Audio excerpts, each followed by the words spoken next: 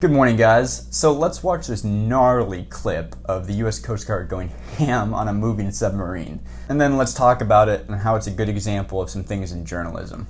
Este es Juárez Costas de los Estados Unidos. Auto su barco ahora. Auto su barco. Auto su barco. Auto su barco ahora. Auto su barco.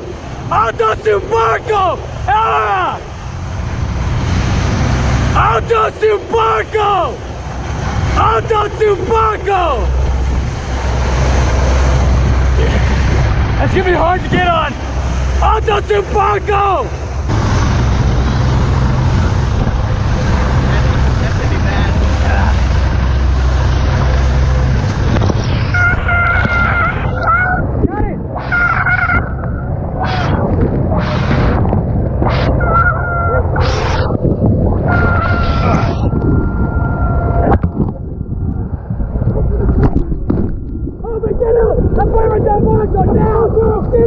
Knock knock, mother.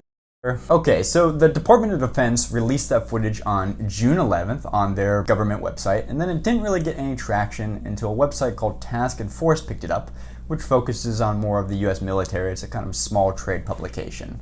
At which point, then we can ascertain some facts. So to fully report out the story, that was the US Coast Guard Munro, which is part of a task force operation that patrols the Pacific Ocean in international waters for narcotic submarines. And that clip was just one of 14 interactions the US Coast Guard Munro had with narcotic trafficking submarines between their deployment of May and July. In fact, on its return, the US Coast Guard Munro offloaded around 40,000 pounds of cocaine, so they were indeed drug trafficking submarines.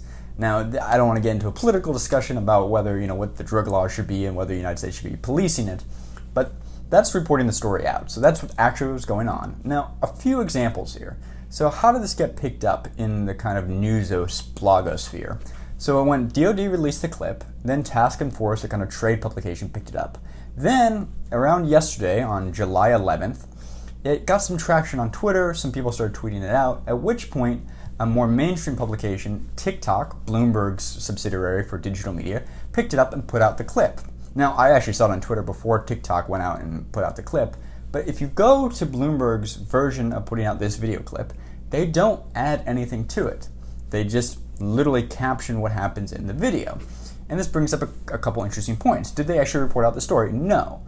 But if they didn't report out the story and they didn't add any extra stuff to the footage, is this fair use? It actually doesn't matter. Because the DoD falls under government property, fair use doesn't matter. It's considered public domain and anybody has the right to use it. So Bloomberg was able to just rip the clip and put it up without actually any additional reporting.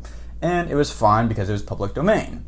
Now, do they add any value to it? No, but this highlights a certain aspect of digital media journalism, which is finding viral moments on Twitter or other various platforms and shifting them to another platform where you can monetize it a little bit.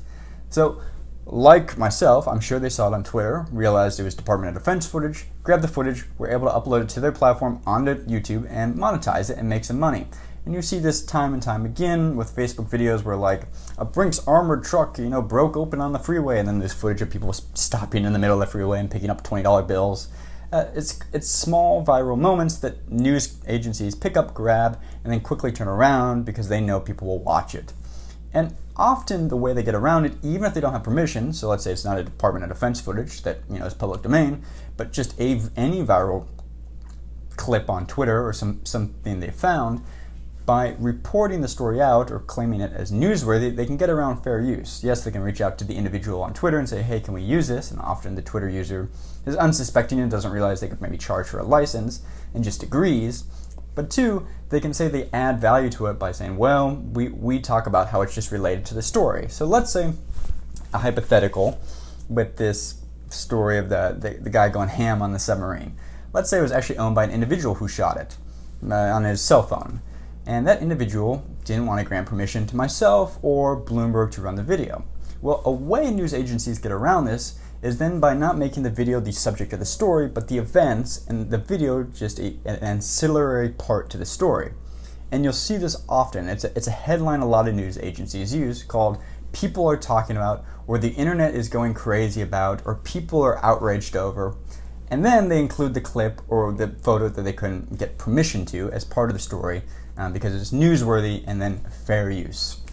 And newsworthy is just defined as like, well, people are talking about it, it's in the public sphere, and therefore this is considered newsworthy, we're allowed to use it. An interesting side note maybe on how modern journalism operates. Anyway, I just found that clip gnarly. I mean, he sticks the landing. If you found this moderately insightful, you can click here for another video.